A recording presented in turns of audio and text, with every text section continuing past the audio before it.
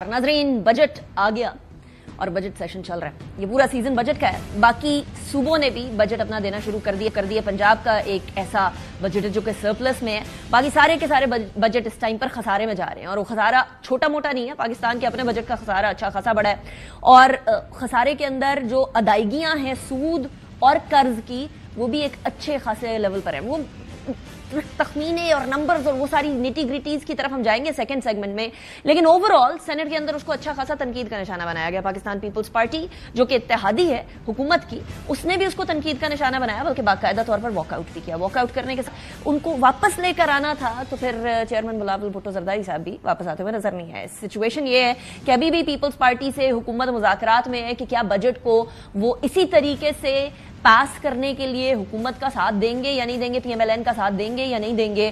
सो ये एक ongoing situation है। लेकिन 2018 से लेकर अब तक इन 6 सालों के अंदर 7 वज़राए खारजा हमारे यहां तब्दील हो चुके हैं। 7 वज़राए खारजा तब्दील होने का मतलब ये है कि हमारी इकोनॉमिक पॉलिसीज इस कदर तक फेल हो रही हैं कि हम मुल्क को कहीं किसी इस भंवर से निकाल नहीं पा रहे हैं। इस हवाले से बात करेंगे, लेकिन जरा सुने कि सेनेट में क्या कहा सेनेटर्स ने। और ये सेनेटर्स सिर्फ और सिर्फ अपोजिशन की साइड के नहीं है, बल्कि हुकूमत की साइड के सेनेटर्स ने, हुकूमत के साइड के इत्तेहादियों ने, हुकूमत ने भी के जो लोग हैं उन्होंने भी तनकीद का निशाना बनाया है। कुछ लोग डिफेंड कर रहे थे बट कुछ ने तनकीद का निशाना भी बनाया। सुना जरा। जो टैक्सेस लगाए गए हैं तनख्वाहदार तबके के ऊपर, ये जानलेवा है। कम से कम 36,000 रुपया तनख्वाह रखी गई है। कोई भी माहिर तरीन बजट बनाने वाला, माहिर इक्तसाद हमें बतलाए कि हम कैसे बजट बना सकते हैं घर का। गरीब के मुंह से जो छोटा सा लुकमा वो खाता है वो भी छीनने की कोशिश की गई है। बजट आवाम के लिए नहीं बनाया गया है, आवाम को जलील और रुस्वा करने के लिए बनाया गया है। Present budget does not reflect the hopes and aspirations of the people of Pakistan. It is time for us to rise above IMF dictates and rely on the strength of our own people. Visionless budget, सोच विचार के बगैर budget जो सिर्फ elite के लिए बनाया गया है। ग्रेड 1 से 16 तक को आपने टैक्स किया है, मराआत आप दे रहे हैं अपने लोगों को। ये कहां का इंसाफ है? Let me reiterate, एक ऐसा मुल्क जिसके अंदर 2018 से लेकर अब तक 6 सालों के अंदर 7 वज़राए खजाना तब्दील होंगे, उसके अंदर पॉलिसी की सिमत किस तरीके से ठीक होगी और किस तरीके से हम ये वजारत खजाना की सिमत को यकसुई से आगे बढ़ता हुआ देखेंगे। हुकूमतें तब्दील होती हैं, लेकिन हुकूमतों के बीच में कितने सारे वज़राए खजाना तब्दील होते हैं ये हमारे सामने। बहरहाल ये शॉर्ट आपने सुना है, ट्रेल आपने सुना है। इसके अंदर सभी ने अपने अपने तई इस बजट को रद्द भी किया है और इसको तनकीद का निशाना भी बनाया है। लेकिन इससे पहले कि हम बजट पे आए, इससे पहले कि हम बजट के हवाले से डिस्कशन करें और मैं आपके सामने रखूं कि बजट में आखिर हुआ क्या है, क्या अच्छा क्या बुरा है, हम जरा सियासत की तरफ चलेंगे। इसलिए क्योंकि बजट पास हुआ है, लेकिन उसके साथ साथ सियासत के अंदर बजट पे बात होने से ज्यादा ये बात हो रही है कि मुज़ाकरात करने हैं या नहीं करने हैं। मुज़ाकरात के ऊपर एक बार फिर चहमगोई शुरू हुई कुछ दिन पहले कि जी बातचीत हो सकती है, बातचीत करनी है हुकूमत से या नहीं करनी। इसके ऊपर डिस्कशन बड़े अरसे से हो रही थी, लेकिन एक बार फिर चहमगोई कुछ अरसे पहले स्टार्ट हुई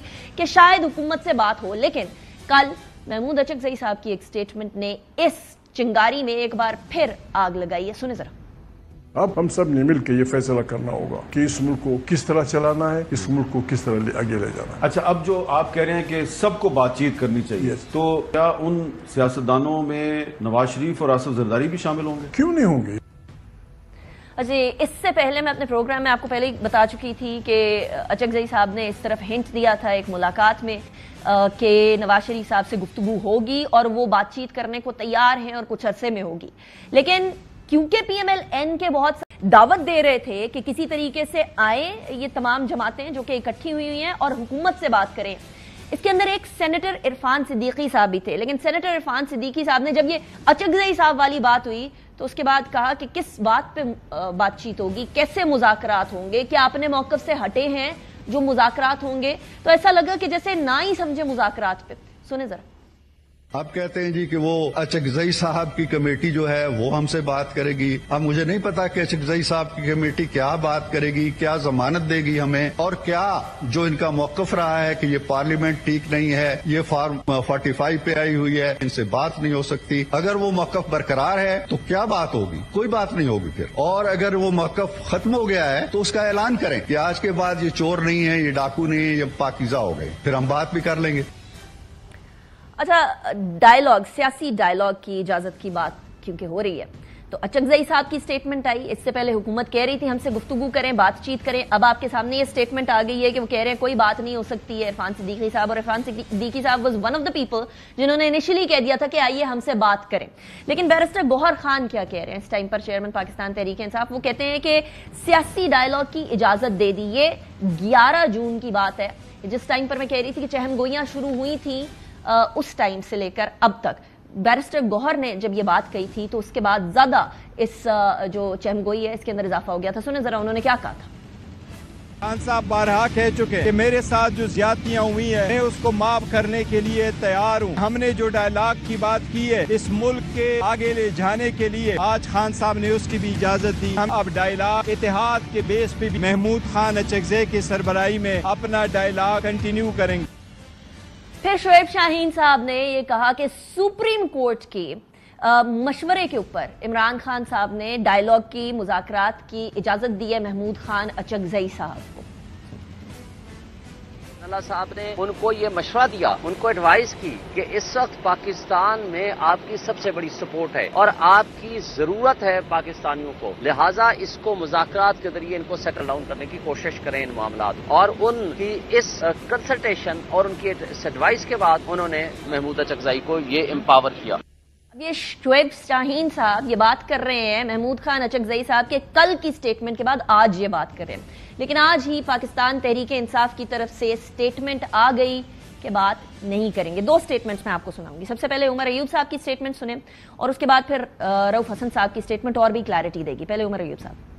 عمران خان صاحب نے بڑی کلیئرلی بات کی ہے کہ ہمارے الائنس کے چیئرمین جناب محمود خان اچکزئی صاحب وہ کسی سے الائنس کے پلیٹ فارم سے بات چیت کرنا چاہتے ہیں وہ بالکل کریں, وہ الائنس کے پلیٹ فارم سے ہے. پر یہاں پہ پاکستان تحریک انصاف کی یہ ڈیمانڈ ہے ہمارے اسیران کو, میں پھر ریپیٹ کرتا ہوں, وزیر اعظم عمران خان صاحب کو, بشرا بی بی کو, ہمارے تمام اسیران کو ہمارے خلاف جو کیسز ہیں وہ ختم کریں, اس کے بعد کوئی بات چیت ہوگی. اب رؤف حسن صاحب کیا فرما رہے ہیں کیونکہ انہوں نے کہا الائنس کی طرف سے بات کر لیں لیکن پاکستان تحریک انصاف کا ایک سرٹن موقف ہے جو برقرار رہے گا. رؤف صاحب کیا کہنا سنیں. صاحب سے ہماری کل ملاقات ہوئی ہے, بڑی ڈیٹیل میں ملاقات ہوئی ہے. ایک کنٹروورسی جو کہ میڈیا کے اوپر چل رہی تھی ریگارڈنگ کہ پی ٹی آئی جو ہے وہ 3 پولیٹیکل پارٹیز کے ساتھ جو مینڈیٹ چور ہیں ان کے ساتھ نیگوسیشن کرنے جا رہی ہے. تو بڑی کلیئرلی انہوں نے بڑے بلنٹ الفاظ میں یہ کہا ہے کہ جی ہمارا کوئی ارادہ نہیں ہے کہ ان 3 پولیٹیکل پارٹیز سے ہم کسی سٹیج کے اوپر بھی نیگوسیٹ کریں. اب یہ کنفیوژن برقرار ہے, اسی حوالے سے بات کریں گے سب سے پہلے اور مولانا فضل الرحمان صاحب کے ساتھ بھی کیونکہ حکومت نے باتیں شروع کر دی ہیں. اس سے پہلے مولانا صاحب کی جماعت پی ٹی آئی سے بڑی اینڈ تک پہنچ گئی تھی کہ ایسا لگ رہا تھا کہ جیسے کوئی سم ہاؤ الائنس ہو جائے گا. اس کے اوپر بہت سارے کامنٹس بھی آئے تھے حکومتی حلقوں کے. لیکن میرے ساتھ جو مہمانان موجود